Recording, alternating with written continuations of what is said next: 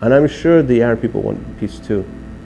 So we have to now and say to the parents, I appeal to the parents, I appeal to all those who care about peace, who care about the future, to say, and enough is enough. Parents, you didn't have your children to bury them. You didn't have your children in order to wail and weep for them. You didn't have your children whereby you have to get up in the morning and say, where are you? But rather in a graveyard. You didn't do that.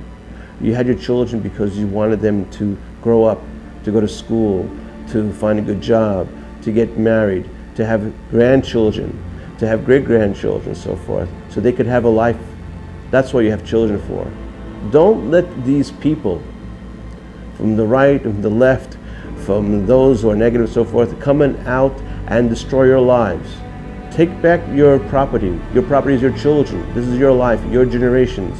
There's no need anymore to have all this conflict. This conflict is not yours. This conflict is these so-called political leaders, these so-called militants. It's their conflict, not yours. And they'll use you as a pawn. There's no need for that. We want security and peace for all. We want security and peace for the Palestinians. We want security and peace for the Jewish people.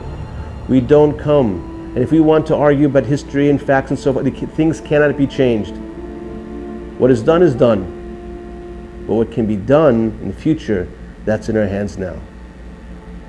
We will be foolish enough to continue and carry out the very anger and blood feud that's been on for 100 years now.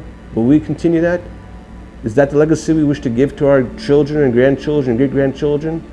Whereby the moment they're born, they have to think of war? No.